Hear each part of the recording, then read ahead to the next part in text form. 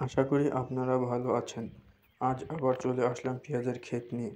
তার আগে চ্যানেলটি সাবস্ক্রাইব করতে ভুলবেন না। পেঁয়াজ একটি মূলত সব জায়গায় দেখা যায়।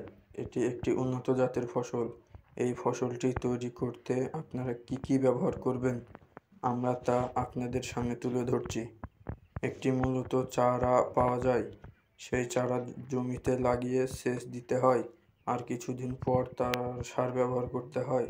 তারপর ১ সপ্তাহে ১ থেকে ২ দিন কীটনাশক ব্যবহার করবেন।